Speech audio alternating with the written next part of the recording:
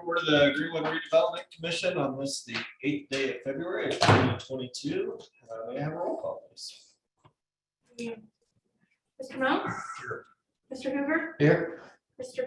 Hopper? Here. Mr. Harris? Here. Mr.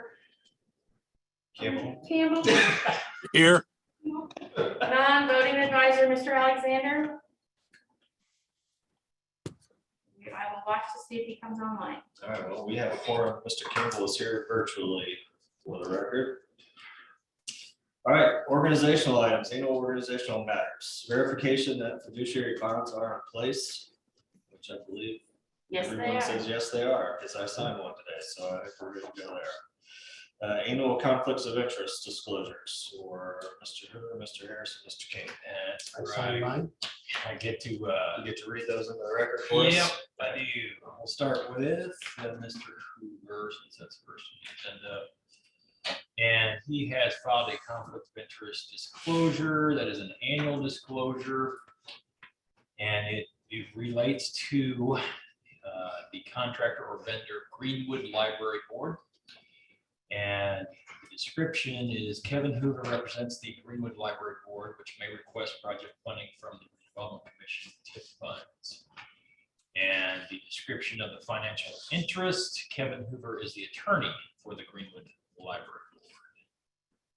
You want to take these one at a time or all at once? Your pleasure. All right, we'll take them all at once if you just want to. Okay. Roll through. Next is Mr. Harris, and his disclosure, again, is an annual disclosure, relates to contractor or vendor Fifth Third Bank. The description is Brian Harris is employed by Fifth Third Bank, which may conduct banking financial services for the city of Greenwood. And the description of the financial interest of Brian Harris is employed by Fifth Third Bank. And then the third is Mr. Campbell, and his also is an annual disclosure, and it relates to the contractor or vendor Margaret Campbell. The description is as follows: Margaret Campbell, the spouse of Michael Campbell, has been hired by Access Johnson County. City of Greenwood Board of Public Works and Common Council contract with Access Johnson County and pay for annual services offered in the city of Greenwood. Margaret Campbell again is his wife. And the description of his financial interest, Margaret Campbell is the spouse of Michael Campbell and has been hired by Access Johnson County. All right. Any questions, comments from anybody? All right. Roll call on acceptance of the annual conflict of interest. I suppose if you want to abstain from your own, just make it when we call your name. Was there a motion? A second? Oh, So moved. Second, there we go. Thank you. Okay. And roll call, Mr. Campbell, Aye. Mr. Harris, Are we doing mine? Everybody's all three at once. If you want to abstain from your own, just say abstain from your own. From mine. And then, But otherwise, yes. oh, there you go. Mr. Hopper, Aye. Mr. Hoover, I, with an abstention as to myself.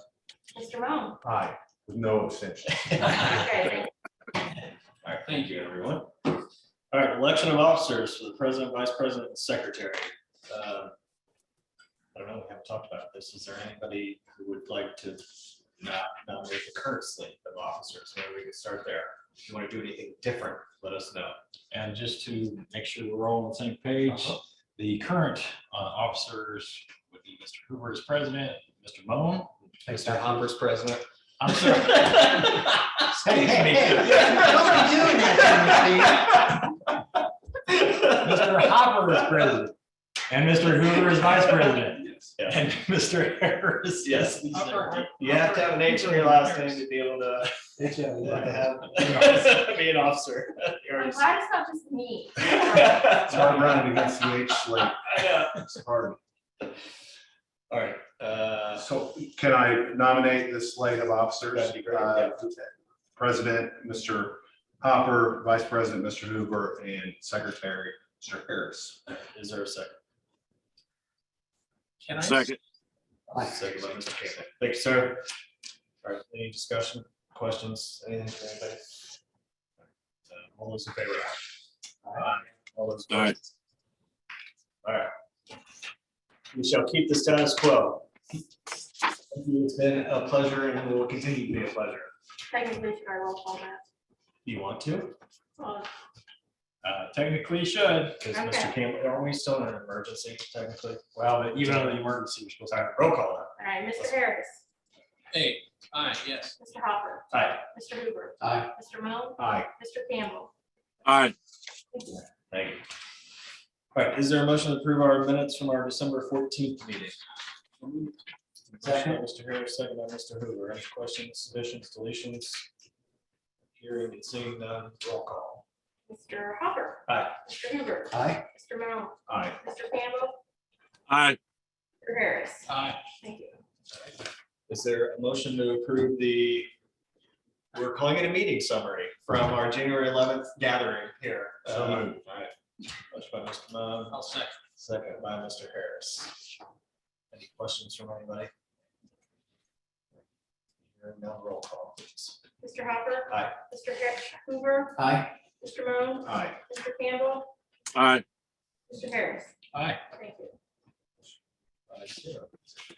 New business, Riverfront District application, 600 Greenwood Park North, AFG Greenwood LLC.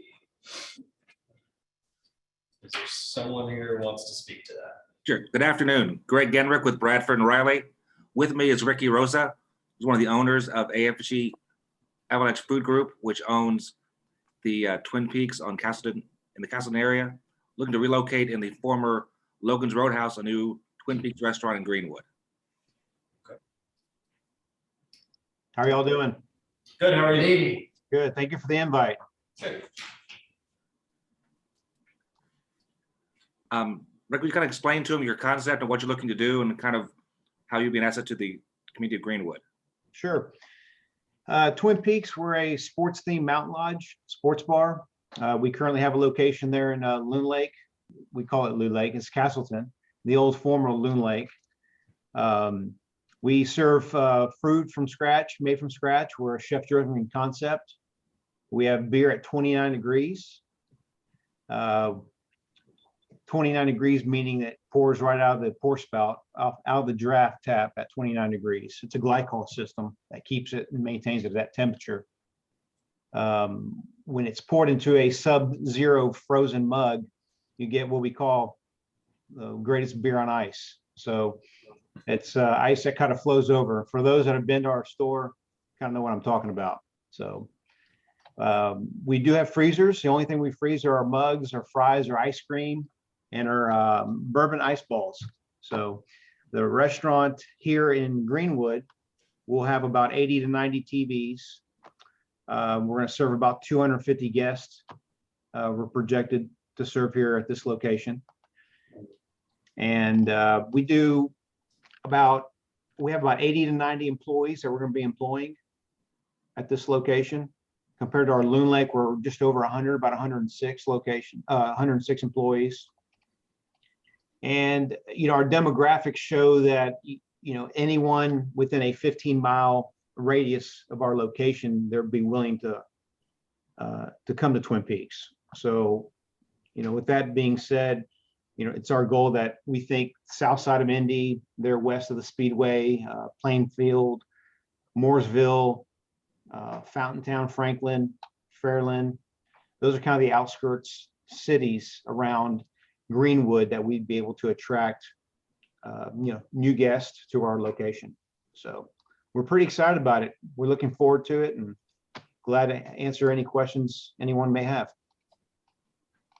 Any questions from anybody? There's no questions. I will make my usual statement to guide you in making this evaluation. The commission has the duty to review the application, determine whether the proposed project would provide an economic benefit to the Riverfront District, and recommend whether the project site should be considered eligible to be a permit premises per Indiana Code 7.1-3-20-16B. Any motion to approve the application should also recommend that the project site be considered eligible to be a permitted premises for the same statute, and direct the mayor to communicate the approved recommendation to the Alcohol Beverage Commission.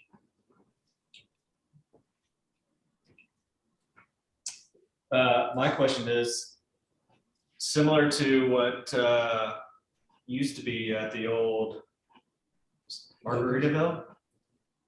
Cheeseburger in Paradise. They used to have the thermometer up on the wall that showed you how cold the beer was coming out. You do the same thing there? We do. All right. I'm sold. Yeah, I know. We do accurately. How about that? We do accurately. Okay, good, good. All right. Any further questions from anybody? I'll move that we approve the application. Motion by Mr. Hoover, as I recommend, as you using the language I recommend. Yeah, absolutely. Okay. Second by Mr. Harris. Thank you. All right, anything further from the commission? Hearing none, roll call. Mr. Hoover, Aye. Mr. Moan, Aye. Mr. Campbell. Aye. Mr. Harris, Aye. Mr. Hopper. Aye. Welcome to Greenwood. We're looking forward to having you. Thank all you. for your help. Likewise. Thank you. All right, resolution number 2022-01, a resolution approving an application for property tax deductions for certain personal property located within Worsville Road Economic Development Area, Sarnova HC LLC. Any questions for anybody? I told them they didn't have to come back. I don't know if they did or not, but This is Amanda Rebedu. I'm glad to answer any questions you might have. okay, thank you. Mhm. Anybody have any questions? I think we went over it last time. Sounds good. Is there a motion to approve? Motion by Mr. Moan, is there a second? Second. Second by Mr. Hoover, thank you, sir. Anything further from commission members? Hearing none, roll call. Mr. Moan. Aye. Mr. Campbell, Aye. Mr. Harris, Aye. Mr. Hopper. Aye. Mr. Hoover. Aye. Next up, motion approved 5-0, sorry. Next up, consideration of annual professional service agreement with Highlands Advertising Public Relations for 2022.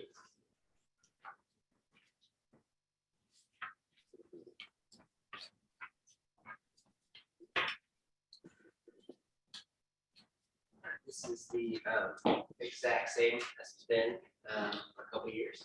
Didn't change in amount. And if there's any questions, I can feel free to expound upon that. But you know, they handle kind of all the communication for the RDC, and it's a growing list of projects.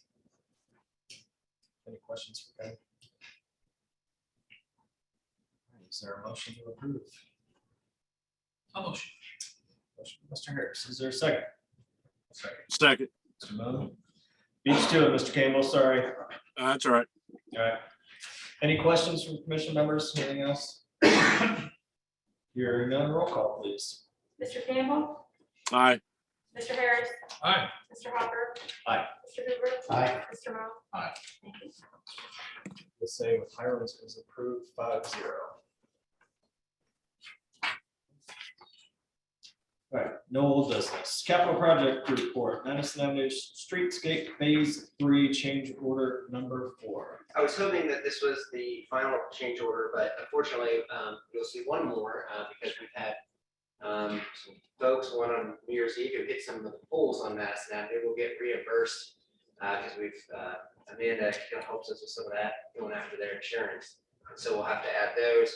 But this includes the final change orders for Madison Avenue. It also includes some work. We were able to redo all the roads in Craig Park off the unit pricing on this because it was right at the end of the season.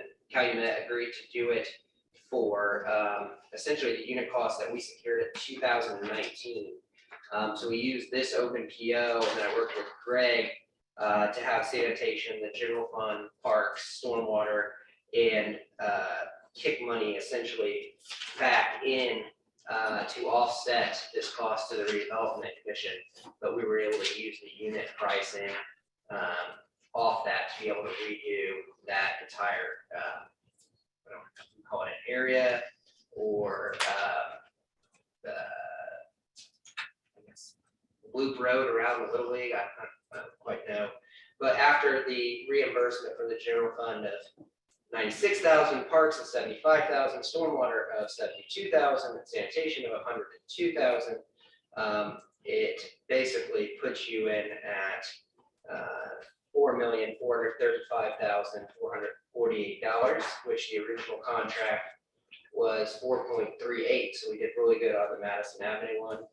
And as soon as we get the poles on the next change order that then are reimbursed by the insurance, we can release some of that commitment, which was 4.6 million that we made for that project. This will come in before the two poles were hit. We were at 164,551 that we could release back to the Freiburg TIF. So I'll have an update with you on that once we get those change orders for the two wrecks we had on the very north end of Madison.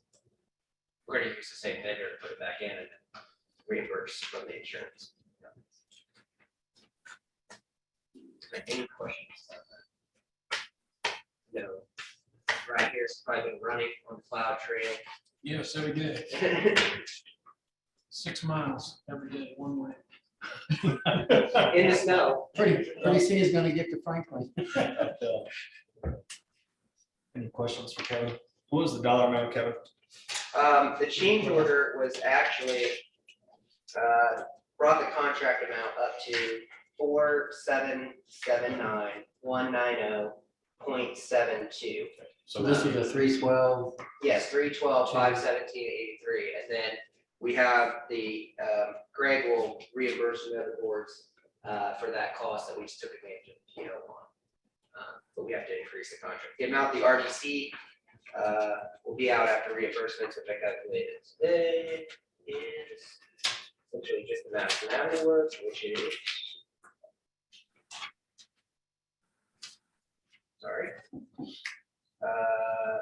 4.435 million. Comes in under our 4.6. I'll move that we approve change order number 4. Mr. Hoover, is there a second? Second by Mr. Harris. Questions for everybody else? Mr. Harris, Aye. Mr. Hopper. Aye. Mr. Hoover, Aye. Mr. Moan, Aye. Mr. Campbell. Aye. Thank you. Motion is approved 5-0. 523 South Madison Avenue, consideration of funding amendment to PSA with Browning Day loans. Yeah. So the Parks Board already approved the contract, but the RDC, they funded basically the whole design of the field house. But this $4,320 was when the plans for the field house, the long-awaited field house, as was mentioned earlier, included basically landscape on the east side because we hadn't had a deal with CRG and Great Lakes when those plans went out. And so it basically had kind of a rough finish, a few sidewalk connections and grass and stuff on the side. Well, that's going to be where single family attached housing is going to be. So since they were the architect of record on that project, they had that small change order, 4,320, to basically terminate all the irrigation lines, the sidewalk extensions, and leave it at grade for the townhomes to come in on the east side. So because this was related to 523 rather than the field house aspect, we thought it was more appropriate for the RDC to pay the $4,000 change order rather than the park board who had that. So it'd be $4,320 from probably the central TIF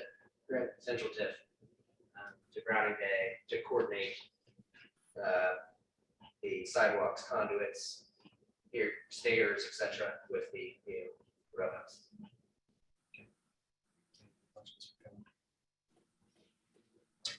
Motion to approve. Is there a second? Second. Second by Mr. Harris. Thank you, sir. Thank you. Roll call, please. Mr. Hopper. Aye. Mr. Hoover, Aye. Mr. Moan, Aye. Mr. Campbell, Aye. Mr. Harris. Aye. Motion is approved 5-0. Monthly financial report. Yep. Hello, everyone. It's Adam Stone. Can you hear me okay? Yes, sir. Cool. So quick update. I'm going to try to share my screen here. So hopefully you can see that. So in your email, there's the link to this. I encourage you. I know that I'm on TV monitors there. I'd encourage you to pull that up on your device. It's mobile friendly as well. So historically, over the last year or so, the RDC's monthly financial report has taken the shape mostly of a PDF document such as this, continually evolved over the years. And what we've been working on over the last few months with the finance department, the city, trying to leverage the technology to enable for more real-time interactive reporting on this information, to try to make sure that it's available to you all when you need it to make a decision, but also transparent. So what I'm sharing today is first preview of Redevelopment Commission's more of an online web hosted version. So very much open for iteration and comment. We encourage you to look at it and let us know if you need additional information. But as a brief demonstration of what's made available here, it just quickly goes through, because this is public facing. We did want to be able to provide resources for the public. So all of these are enabled. So to the extent that they want to see prior meetings or past agendas, these all reference to the appropriate pages on the city's webpage, pre-sorted for that information. It mentions a little bit about tax increment finance and utilizes some of the content that AIM provides to help provide that information in the situation where someone is not as familiar with the Redevelopment Commission's purpose or how tax increment finance is calculated. And then getting more specific, it looks at recent and ongoing projects. These point to the City of Greenwood's project pages on the city that ultimately go into much more detail and provide current progress photos of that information. So that's available. And then most relevant for the financial report is this is a live daily integration to the city's financial management software.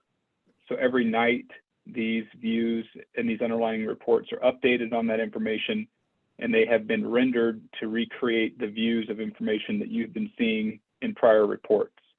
So we can see here the 2021 gross tax increment finance revenue. 2022 isn't even plotted yet, as we haven't received any of those current year revenues.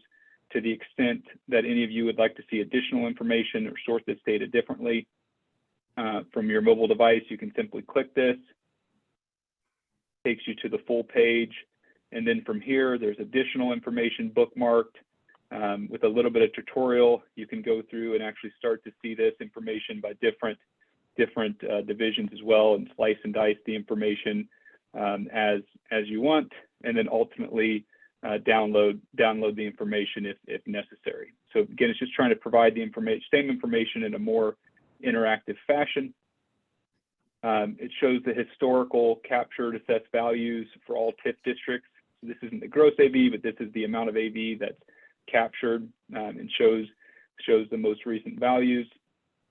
Goes a little bit more into detail about the different funds that the RDC maintains, and what those purposes of those funds are by type. And then lastly, lists out every single fund balance as of yesterday. So, and shows the trend. So these are cash and investment.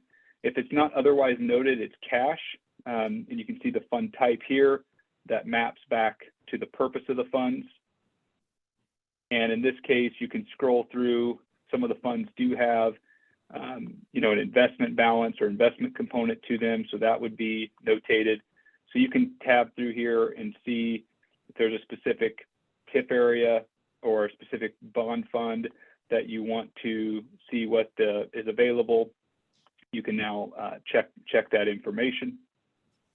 And then lastly, it just shows a kind of an interactive explorer as well, to the extent that someone wants to kind of slice and dice and see again the information in a more interactive fashion. So with that said, I just also wanted to show real quick how to navigate to this. If you don't have the direct link for the report going forward, we'll just always provide a direct link in the body of the email, as well as with our status report.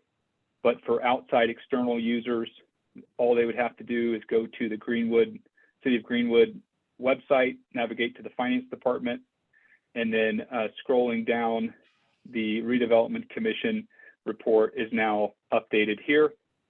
So if they go to the current year financial reports and then select the Redevelopment Commission financial reports, it'll also take them directly to the page. So again, it's just being introduced. We encourage you to go take a look at it.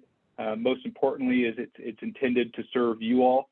So if there's additional projects, funds, or views of the data that you want to be sure to capture, please let us know.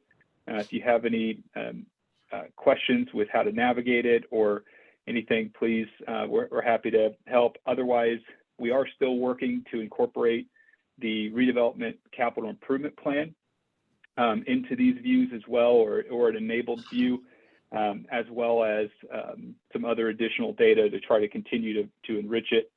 But otherwise, I'm happy to take any questions now. Otherwise, just wanted to provide an introduction of how the report will look moving forward. So, John, looks great. Continue to be impressed by our finance department, Greg and Adam, with your help, and how transparent we are with every dollar that we spend here in Greenwood. So you always know where it's at and where it's being spent. And despite naysayers to the otherwise, sometimes it's all out there. All you have to do is go right to our webpage. So appreciate that. Anything else for Adam? All right, thank you, sir. Thank you, Adam. Thank you all. Mr. Hudson. I have an agreement that was sent to you, and this is to amend the termination agreement with Cummins. As you recall, we had a project agreement with Cummins in which the city of Greenwood conveyed 30 acres of real estate to Cummins on condition upon their building a facility. They were not able to build that facility. In order to resolve the project agreement, we entered into a termination agreement, which Cummins paid us $4.5 million for those 30 acres of land. And one of the things that we received as part of that termination agreement was a right of first refusal if the Cummins company chose to build something on the property that we didn't deem was consistent with our vision of its use. We had the option to purchase the property back. Cummins came to us with a proposal to use 10 acres of the property, and right now this is the southwest 10 acres for a maintenance facility. We've seen renderings of the facility, of similar facilities in other cities. The architectural standards and the quality of build would be something that would be consistent with our vision for the property. City code would require to the Cummins group to completely hide the parking lot, so that the vehicles waiting to be serviced would not be an eyesore. It's a $12 million investment. We expect the success value to be north of $8 million. And it's bringing not less than 60 jobs, all of which would pay multiples of what we've been seeing from the other employers that we welcomed here. This is certainly not what we thought we were going to enter into a few years ago, but if you look at it compared to other projects that we've approved, $12 million investment, jobs of this high pay would be something that we would be excited about. And it still leaves 20 acres for future development if Cummins decides to build their office space. Any other questions for Sam? Does that have to be voted on or information? Does it have to be voted on? The Redevelopment Commission is a party to the agreement. And the Board of Works last evening approved it unanimously. So I would move that the RTC approve this termination agreement amendment as well. Mr. Hoover, is there a second? I'll second. Mr. Harris. Further comments from commission members?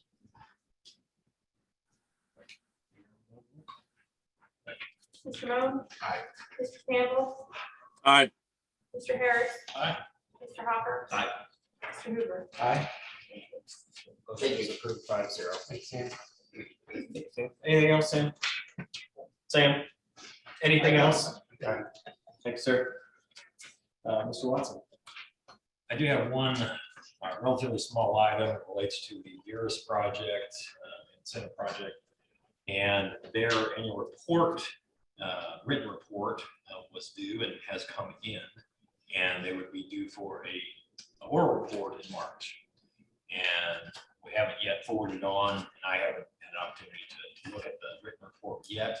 But in sending that to us, the representative, by the way, you might remember that the property was sold just in the last 12 months, couldn't tell you exactly when.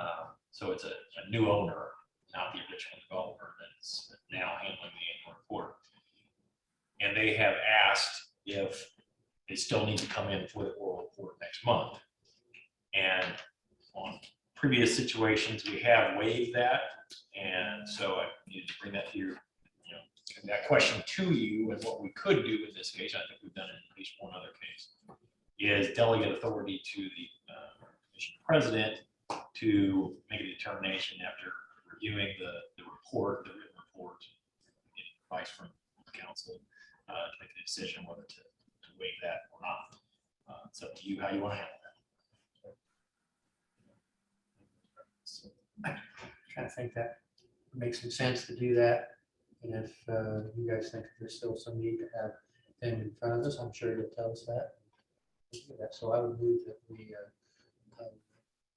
waive immediate personal presentation, delegate the authority to the council president, the commission president, to review the material submitted and confer with council and report back to the full commission. Is that sufficient? I was a little unclear as to what, it almost sounded like you were making an affirmative waiver today, rather than conditioning it on. No, I meant to delegate that decision to the council president. Okay. He can, in his discretion, bring it before us if he needs to. Thank you for the clarification. Thank you. And I'll second with said clarification. Sounds good. Any questions? Get lawyers involved. I know. All right. Roll call. Mr. Harris, Aye. Mr. Hopper. Aye. Mr. Hoover. Aye. Mr. Moan. Aye. Mr. Campbell. Aye. Thank you. 5-0.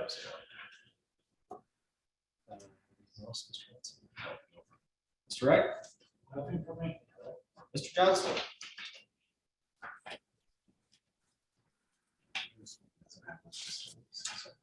Yeah.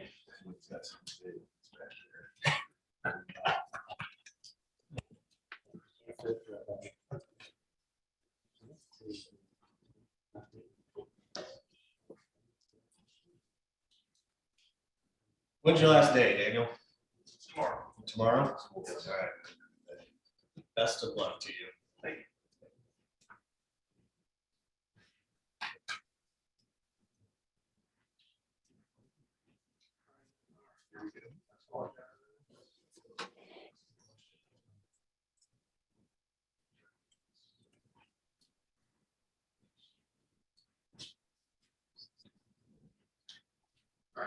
Well, okay. Good afternoon, Daniel Houston, city engineer. And what I am here before you is to discuss what I think is an exciting upcoming project for the city's roadway networks. That being the Smith Valley Road and Hebert Road intersection. Go into a little bit more details, but first, I want to just talk about a quick overview of the city's long range plan for Smith Valley Road. The city's growing, traffic is increasing. It's always been on the city's plan to eventually widen from 2 lanes to 4 lanes.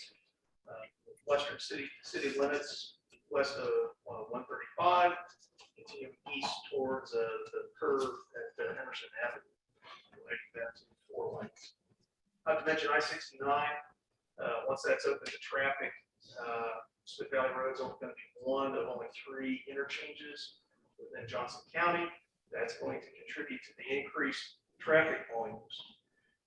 In terms of where we are right now with this, we are kind of an initial concept stage. We have a firm that's looking at the initial design layout of the road, but then also starting to focus on the environmental impacts. That's going to be a big piece or aspect of this project.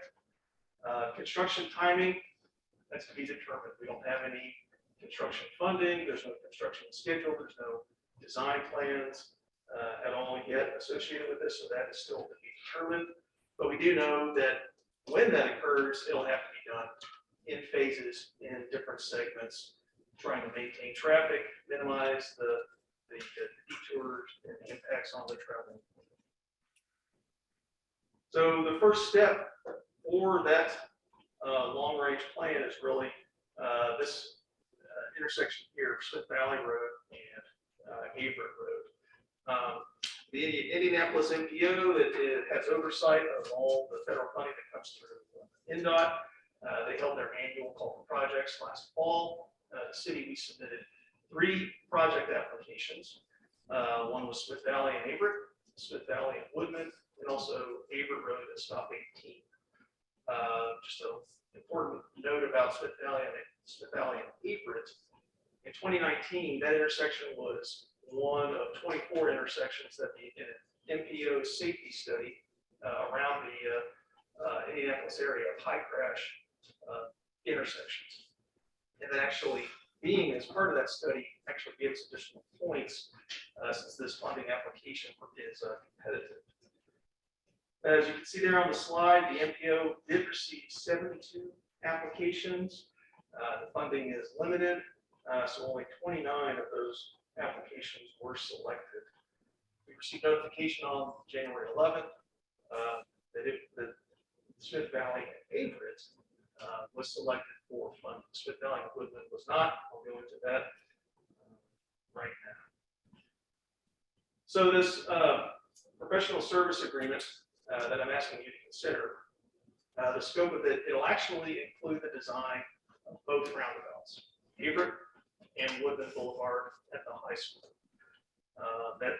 That's going to involve all the normal aspects of a project: survey, design, environmental impacts, that is, permits, right of way, utility coordination, and also some landscaping design for the roundabouts. This is going to account for that future 4-lane widening. This will be the first pieces of that overall long-term plan. For the Everett roundabout, the design will be 100% locally funded. When we get to the construction phase, it did qualify for safety funding.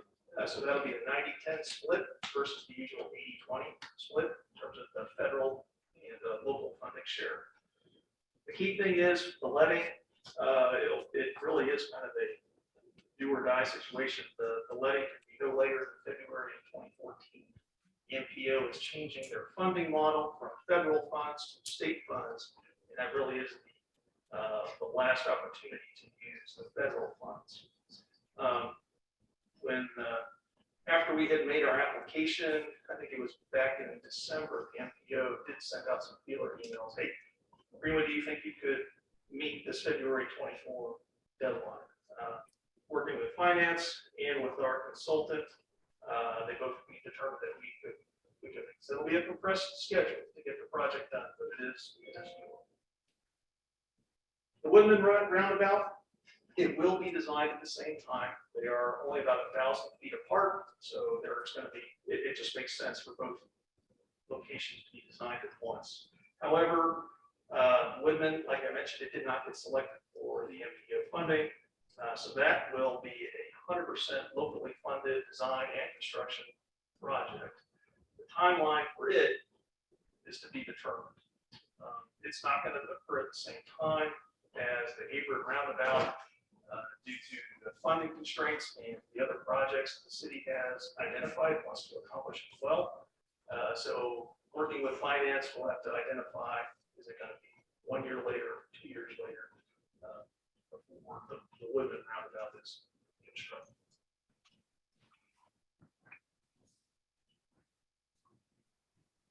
here's just a really preliminary concept plan of what that'll look like, the two roundabouts. See the roundabout there at Averett and the three-leg roundabout at Woodman.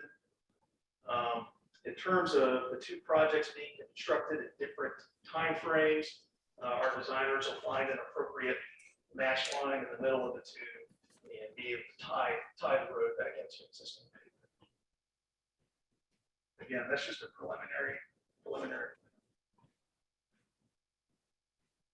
So regarding the professional service agreement, this would be with Crossroad Engineers. They've got they've got three sub-consultants, Kim Horn, Stephen J. Christian, and also Tara Kahn. The amount or their fee is $531,371.50. We've identified that the funding for this would come from the central tip. Although it's not part of the central tip, it is immediately adjacent. I think it's the entire northeast quadrant of these intersections that's in line with the central tip area. So it served these two projects serve that tip. So based on in terms of action requested, based on the compressed timeline that we're facing to meet that February 2024 letting date, I'm asking my first request that the RDC consider waiving the traditional 2-meeting rule based on the fee exceeds $100,000 threshold. And then the second request would be to approve the professional service agreement with Crossroad Engineers for that amount for these projects. And I'll just add, with respect to the waiver of rule, our rules say that the waiver would have to be approved by at least 4 commission members.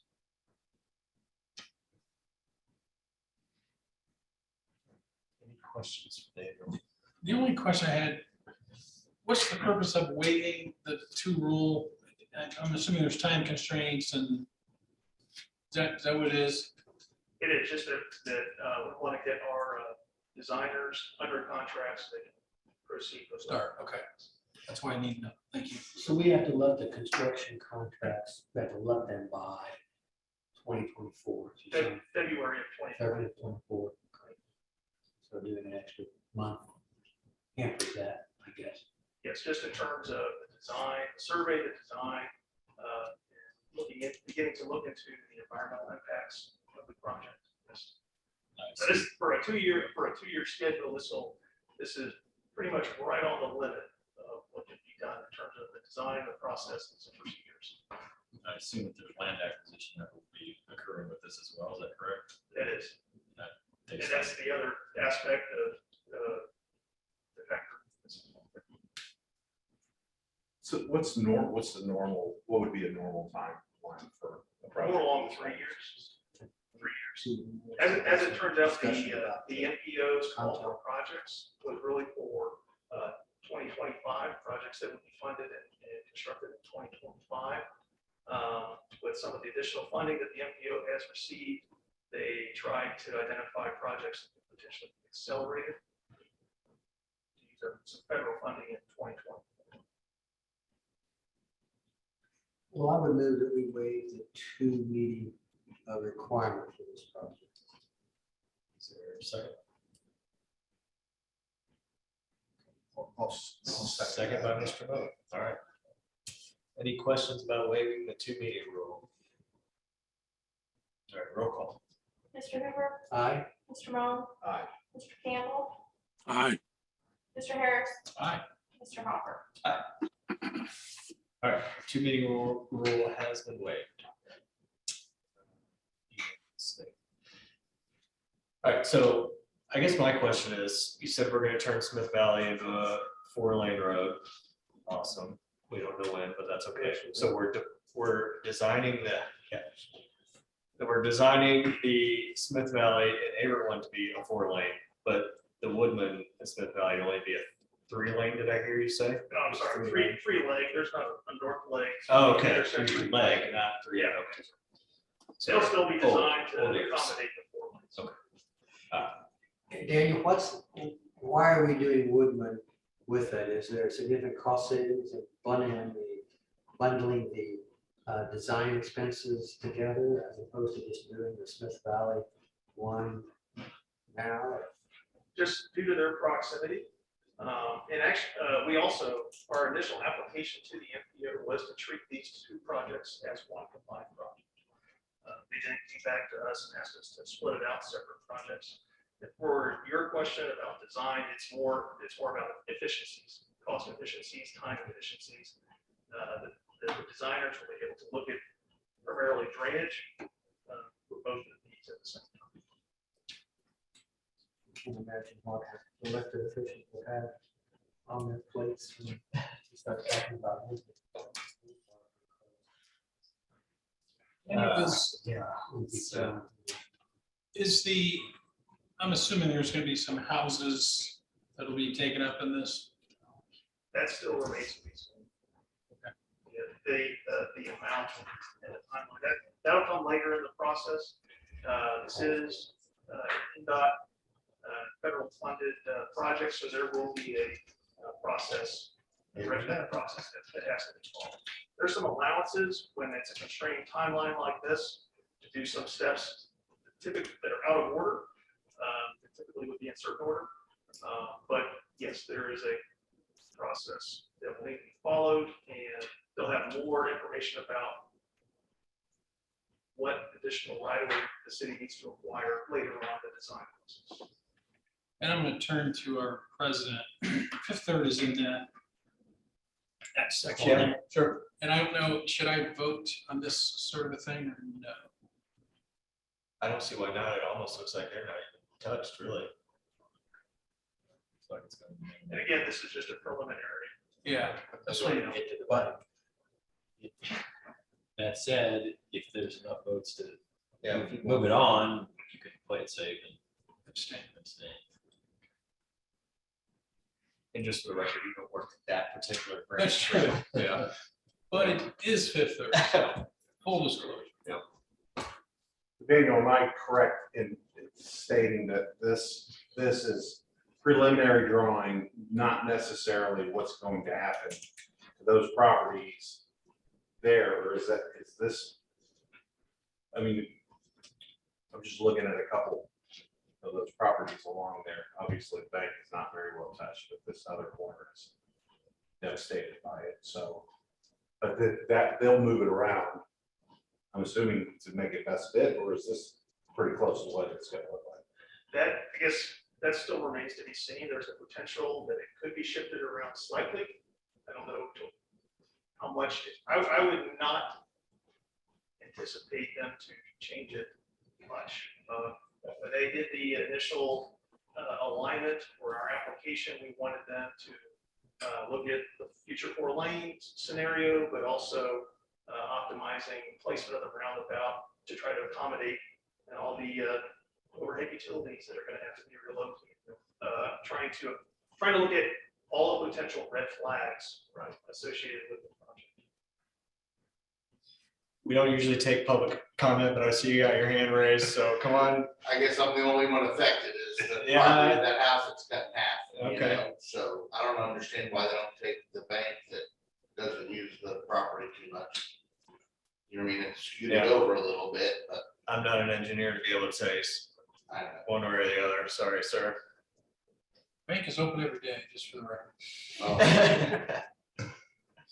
Well, Yeah, and one note, I did hear someone mention, Woodman School District, we did meet with Dr. Kuhn and Dr. Richard 2 weeks ago, just to give them a heads up on these projects. and I'm assuming these are a total shutdown. We'll be driving on Main Street for 2 months, totally avoiding this area kind of a deal. The detours are gonna be challenging. Okay. We're not gonna put people on Browning and then what is the one just north of Orchard. the Orchard? Yeah, we're not going that way, right? That would not be the official. Okay, be up to Main Street somewhere. But you kind of mentioned construction duration. While that is still remains to be seen, definitely if the intent would be to have it done during summertime.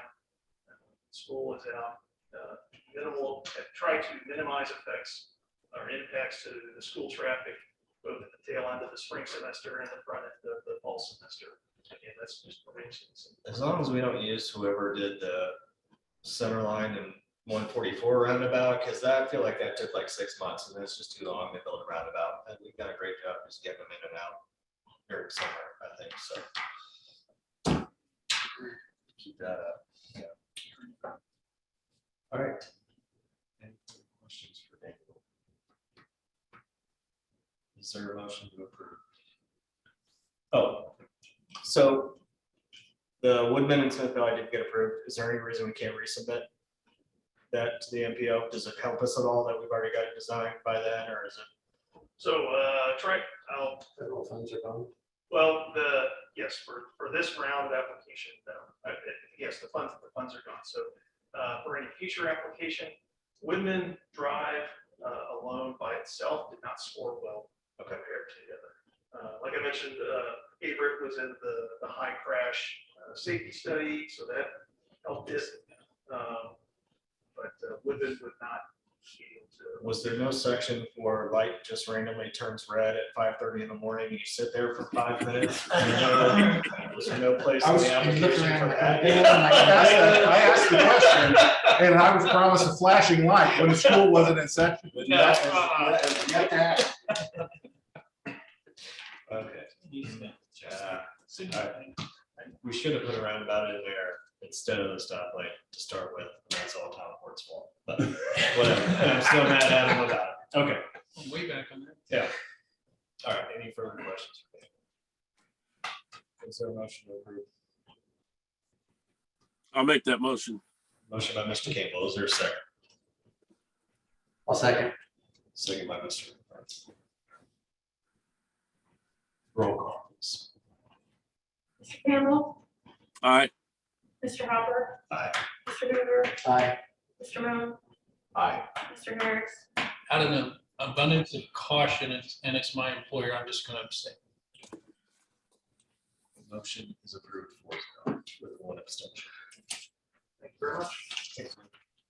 Daniel, good luck to you. Yeah, good luck. Thank you, Daniel. Yeah, appreciate all your hard work. Yep. Anything from the mayor's office? Nothing I get from the mayor's office. Is there a motion to approve our January 22 claims docket in the amount of, make sure I got the right one. Yes.